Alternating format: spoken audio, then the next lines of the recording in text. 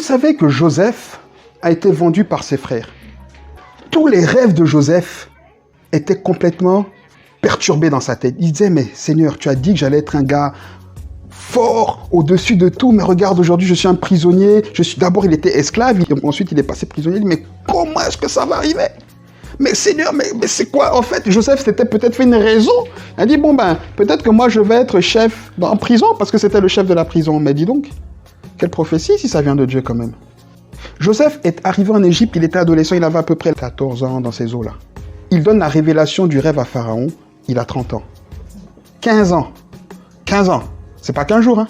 C'est largement suffisant pour dire, moi écoute Seigneur, allez, tu dégages maintenant, je prends ma vie en main. Et le Seigneur a rattrapé les 15 années de la vie de Joseph en combien de temps? 1 heure, même 1 minute, une décision. Joseph dit, écoute Pharaon, voilà ce qui va arriver. Il y a 7 ans d'abondance qui vont précéder 7 années de famine. Donc moi je pense que pendant ces 7 années, Dieu vous donne l'abondance pour mettre de côté.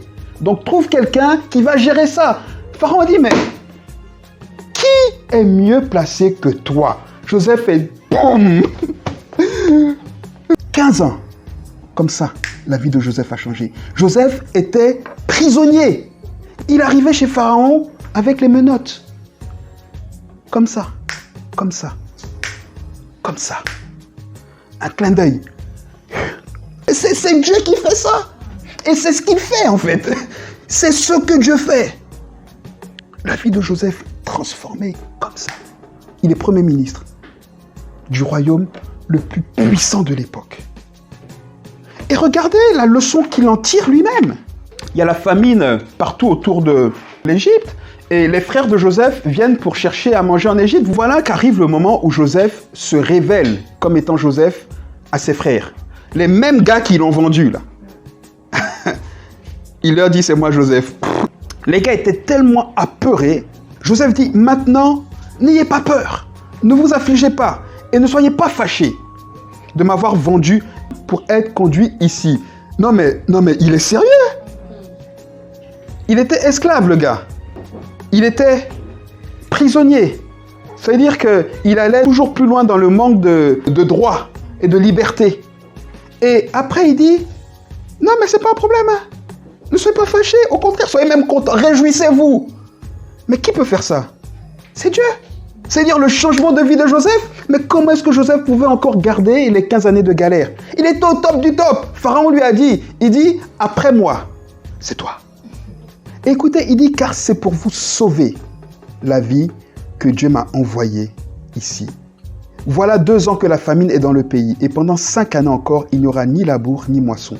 Dieu m'a envoyé devant vous pour vous faire subsister dans le pays et pour vous faire vivre par une grande délivrance. Écoutez,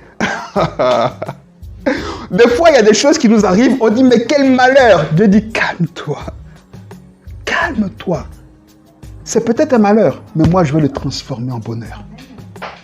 Parce que c'est pas Dieu qui a dit aux frères de Joseph de vendre Joseph. Hein? Ça, attendez, parce qu'on a dit que toutes les choses qui viennent de Dieu, elles sont bonnes. Hein?